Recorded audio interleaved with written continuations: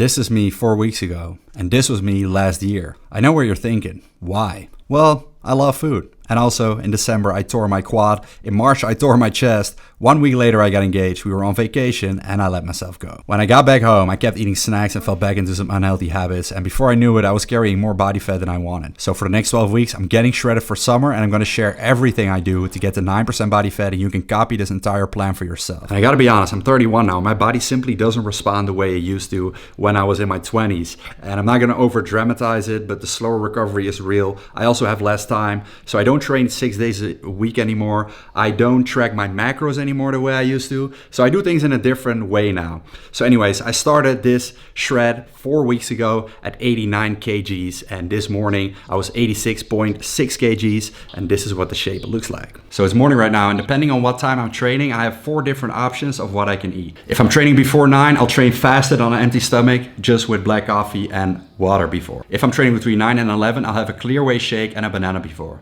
If I'm training between 11 and 12, I'll have protein oats as my first meal. If I'm training later than 12, my first meal will be eggs and avocado, so no carbs with that meal. This rule just makes it really easy for me, and after trial and error, I figured out that this is the best way just to have the most amount of energy during my workouts, but also during my day if I'm not training or training later. So I'm usually having 1 scoop of protein powder a day, either the grass-fed impact whey isolate, highest quality on the market with natural flavors, no additives, and this one is independently lab tested as well. Or I'm having the clear whey with water. And we have creatine monohydrate. I take 10 grams a day to maintain muscle and strength while I'm cutting. Then omega-3 for overall health, inflammation, and also the mood benefits. But for that, I've also been trying out ashwagandha for these last 8 weeks now, and I've really noticed that my mood has improved. Whether that is a placebo or is real, it is working, and there are now many studies showing the benefits of this as well. And then occasionally I have a pre-workout if I'm tired or want to set a PR on that day. And now if you want to pick up any of these supplements, my code Merijn will always give you the biggest discount at MyProtein, so I'll link that in the description box of this video.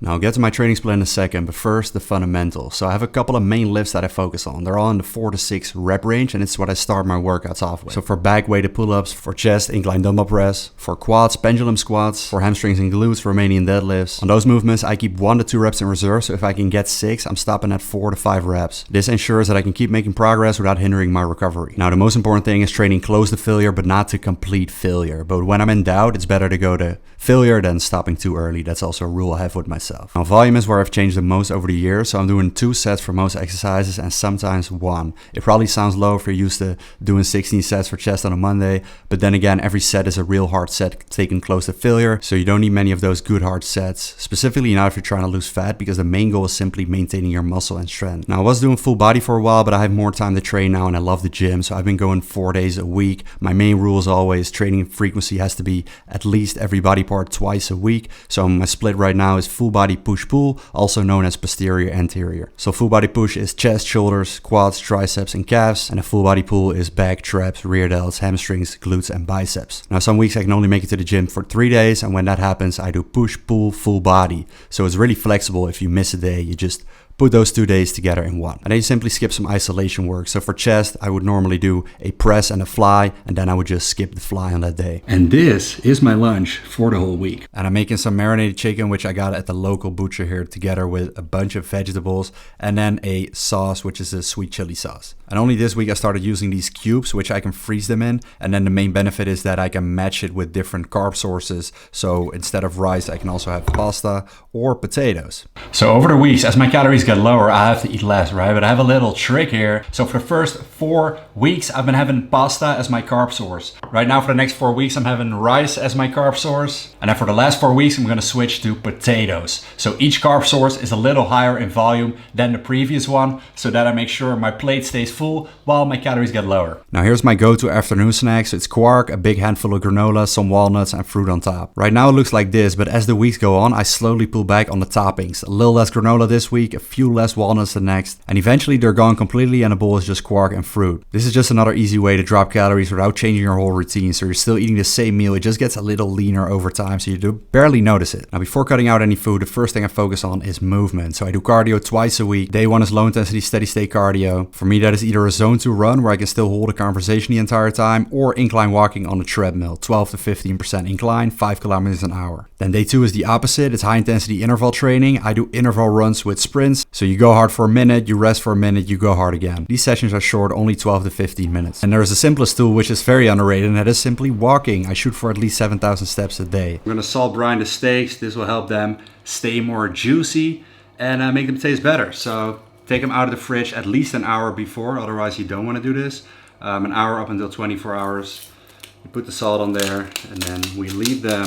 And so for dinner, this is where I have the most freedom. By this point, I've eaten around 1,200 to 1,400 calories, so it leaves me 800 to 1,000 for this meal. So we've got a grass-fed steak today, a decent piece, and then some sides with that as well. So here we rotate between different types of meat, but it also fish on some days, salmon or white fish, different colors of vegetables, and for gut health, kimchi, tempeh, and kefir on a regular basis as well. So some days it will be barbecue, some days we're eating out, but most of the days it'll be a meal prep service that prepares the meals for us every single day. So we have fresh food, which is different every time. In terms of my macros, I started off at 2,800 calories and now I'm down to 2,600 calories. I keep my fat intake at 25% of my total calories to make sure my testosterone stays high. I keep protein at 1.8 to 2.2 grams per kilogram of body weight. So my total macros are 160 to 180 grams of protein, 70 to 80 grams of fats, and 300 to 325 grams of carbs. I weigh in every day, but I never react to a single number because it fluctuates every single day. What I care about is the weekly average. So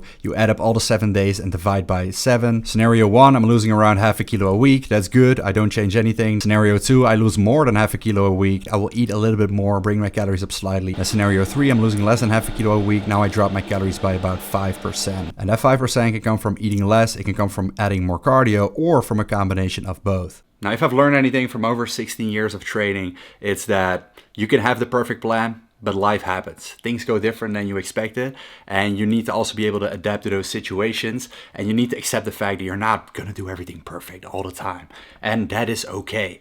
So if you can only make it to the gym 2 times in a week instead of 3 or 4, then do it. If you can only hit the gym for 20 minutes on a day instead of your regular 45 to 60 minutes, then do it.